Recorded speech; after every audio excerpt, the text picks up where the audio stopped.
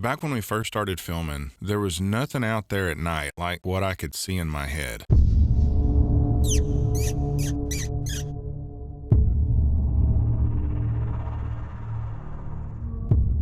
I knew it wouldn't be easy, but I knew we had to try. We had to try. I was never going to be satisfied till the footage looked a certain way. Bruh. And I'm still not. Do it. Out of all the hunts I've ever been on, I would rate this one at the very top.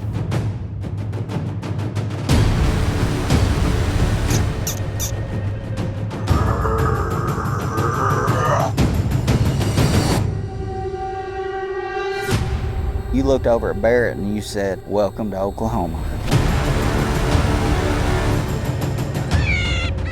Run.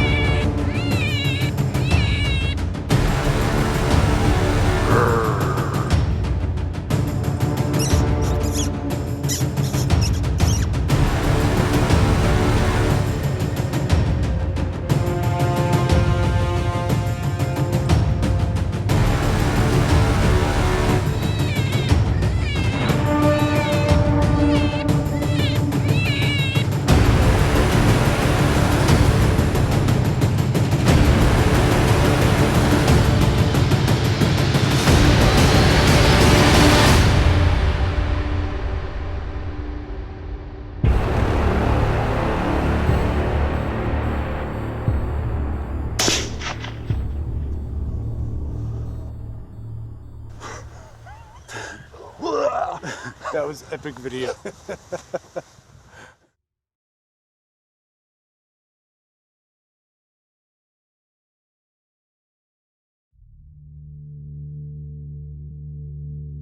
A lot of people don't fully understand what it actually takes to make a TV show, and they really shouldn't be expected to because they rarely get to see behind the curtain.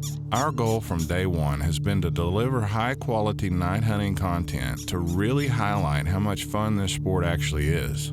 I've always felt if the animal footage itself was mediocre, the show would reflect that. So we've done our best to try to keep the quality high to deliver a show that we think you all would enjoy.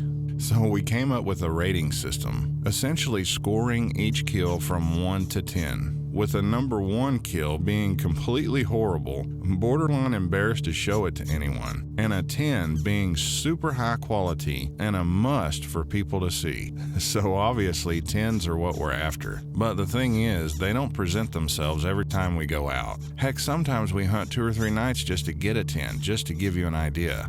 And even when we do find the right coyote with good potential, everything has to go right for it to actually be a 10. The cameraman's got to do his job. The shooter's got to drop the coyote. There's so many different variables for us to close the deal on what we consider to be the money shot, or a 10. We had a good hunt last year, but we struggled to get some really, really good footage that you want. And last night, I mean, it was shocking how many times we had that perfect footage from the get-go, and then it was just bam, bam, bam, over and over and over. And then you mentioned something about how last night was the greatest night of filming that you've ever had in your career. And that made me feel great to be able to be a part of something like that. Kill him. And that really just set the tone for the night. We knew it was going to be a good night at that point. And you looked over at Barrett and you said, "Welcome to Oklahoma." Hopefully this was a sign of how the rest of the night would go. With last year's trip to Oklahoma, we had some really big shoes to fill, but none of us could have dreamed of the night we were all about to experience.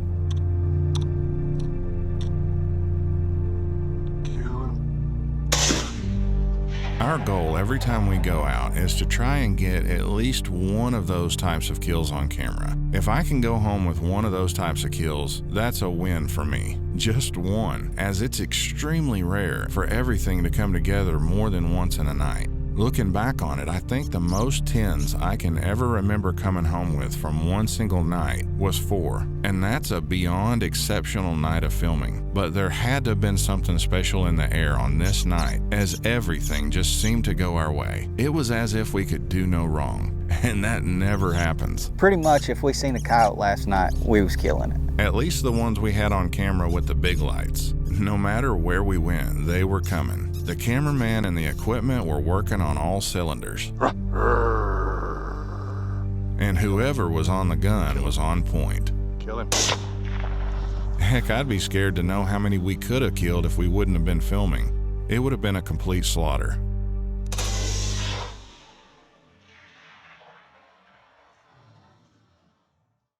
It was amazing exactly how close some of them came. Like I said, last year, we had a lot of trouble. I mean, they was trying to run us over last year. We was getting them close, but they would just run in on us so fast and we couldn't get them stopped hardly to get that great footage that you're looking for. But last night, it was like all the stars aligned, everything. Each coyote, they would just come in nice and slow and just come right up there and almost sit in our laps. It was almost like every time one showed up, we was just pulling the string, bringing it right in. Justin's about 20 foot to my right, so we had to stop this coyote before he made it in front of the cows from the gun's position.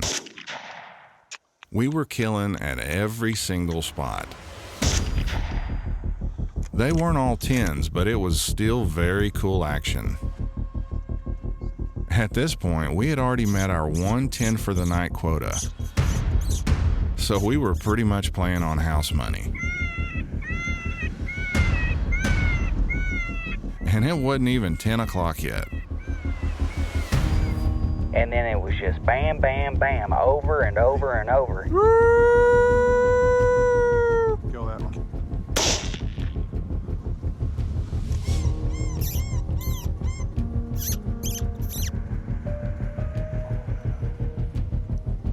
Get ready to shoot.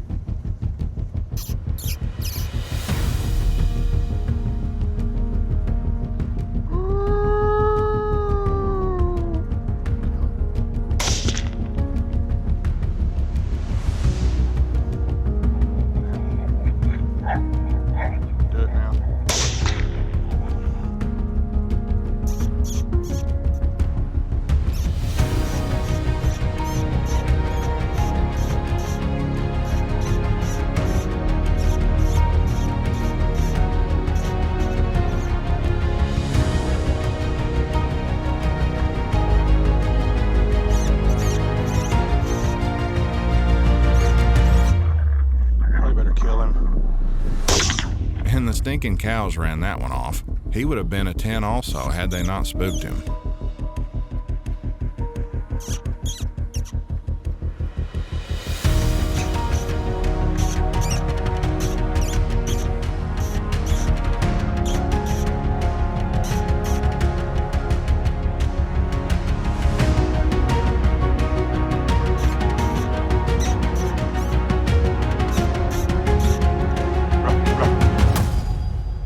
Do it.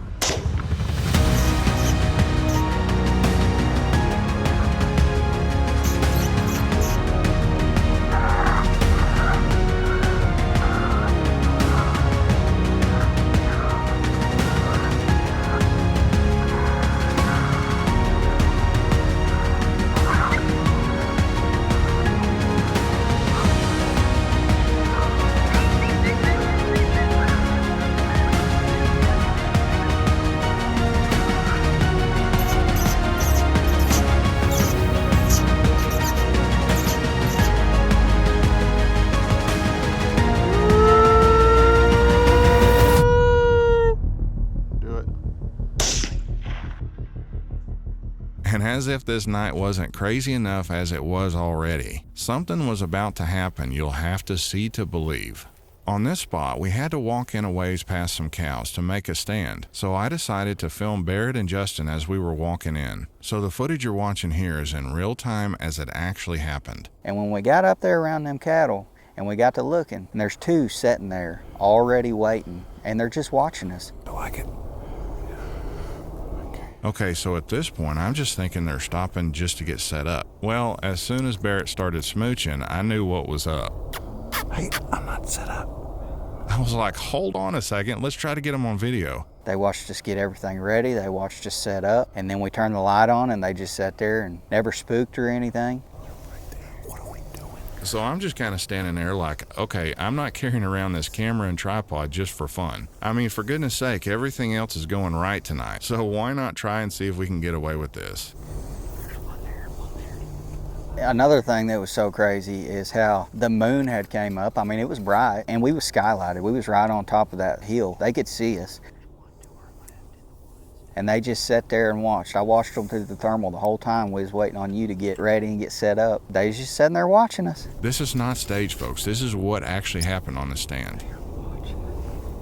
I said, if this works, those have got to be the dumbest coyotes I've ever seen in my life. Well, finally, after taking a few minutes to get set up, and these coyotes were watching us the whole entire time, we were finally ready to make a sound.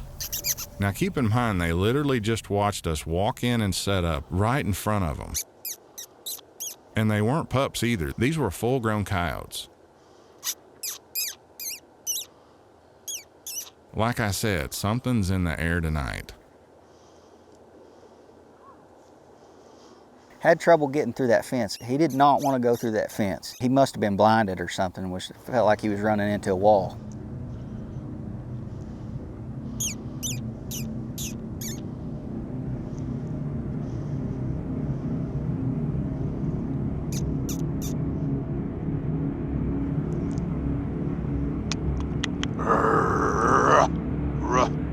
Do it. Find out what happens after the break.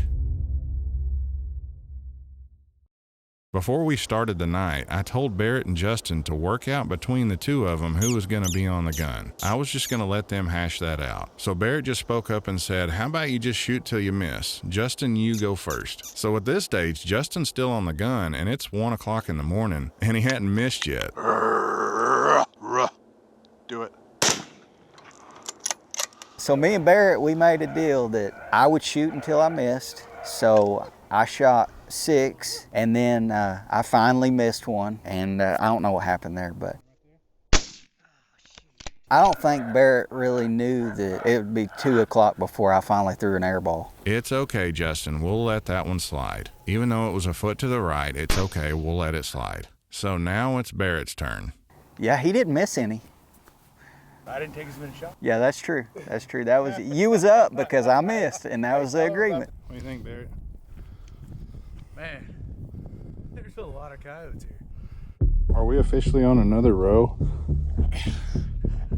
Yeah, we're double stacking.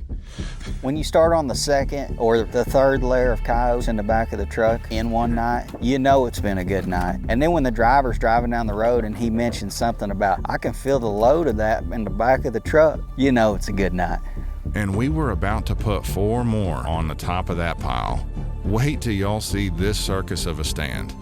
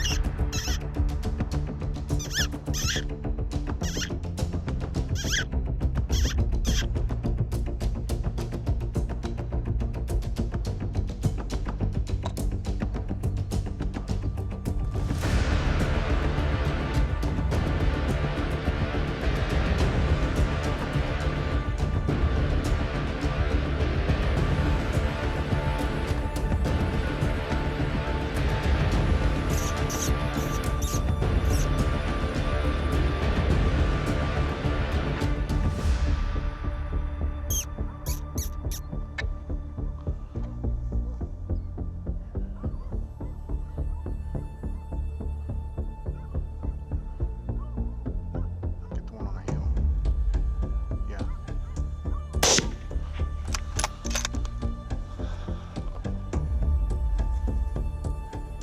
Old Barrett came out of the gate swinging, son. I guess after watching someone else shoot all night, he was ready. He didn't miss any.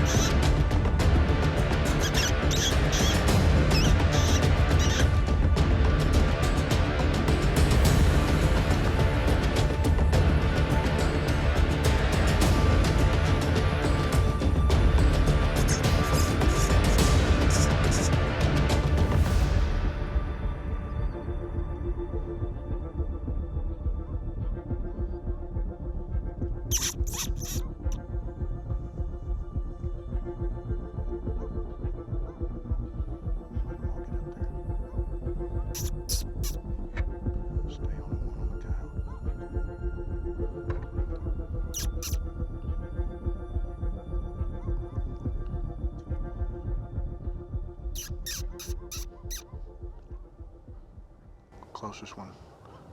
To the right, to the right. Yeah, get him. Do it.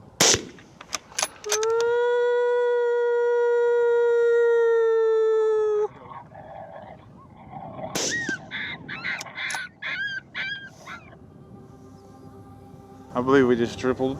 Quad. Was we quadded? Out of all the hunts I've ever been on, I would rate this one at the very top. We shot so many coyotes I'd lost count, and at that moment we were all having so much fun. I think this is seriously something that we're gonna have to do every single year. The ranchers, where we go and hunt, they're happy, we're happy. We'll just make it a tradition. Justin, consider it done, buddy. I think by this point we all knew we were experiencing a night like many may never see in their lifetime.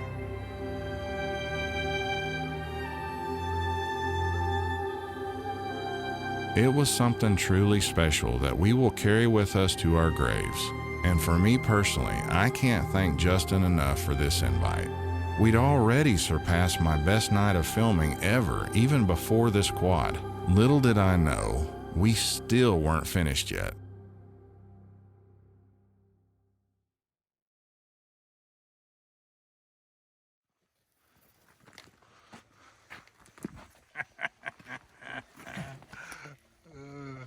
On the last hunt of the night, you know, we're tired, we're really exhausted. We've been dragging coyotes all night long and stacking them up in the back of the truck. We decided this spot is great, let's just give it a shot. And as we're driving down the road, we already seen a coyote on the opposite side of the property, you know, that we cannot hunt, but we know that if we get down there and we cross the fence and we get the wind in our face and we start calling or giving them, you know, the Fox Pro, he's probably gonna come. So we get down there and we park and we climb the fence, and as soon as we got across the fence, there's one coming right down the fence row straight to us. There's no way we can get set up. There's no way we can get the camera out and get the lights turned on and all that. So we decided to go ahead and take that one with the thermal. But he came all the way to us. Moon shining. It's just another case in point that it was just that perfect night for whatever reason. You know, when we started filming 15 years ago, my sole purpose was to translate the fun we were experiencing in person onto a TV screen. That was long before the days of thermal like you see here. It was a game of lights, and a great one, and it still is. I felt until we can allow people to have a front row seat into our world, until they could actually see what was happening with these animals, we would never be able to do this sport its true justice. I just wanted you all to see the fun that was just waiting out there for you, in hopes it would make you want to go out and do it too. It's too much fun not to share it with you.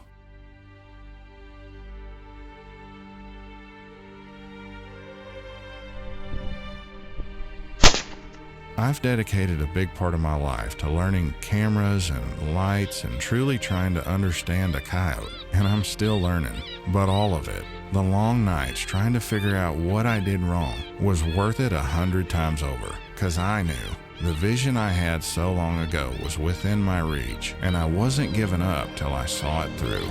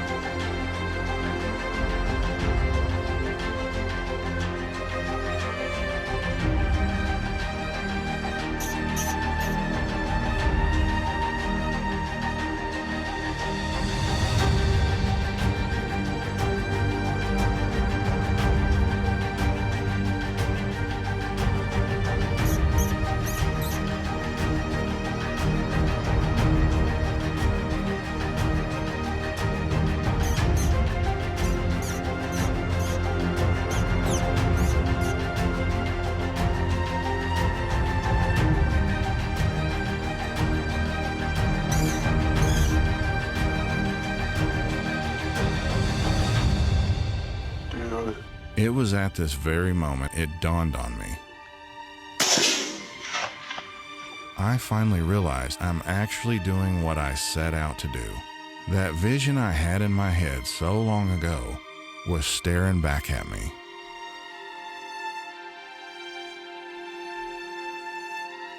Sometimes I think as humans, it takes an experience like this, where everything goes your way, for you to realize the biggest part of the mountain is already behind you. It just took a night like this for me to finally see it.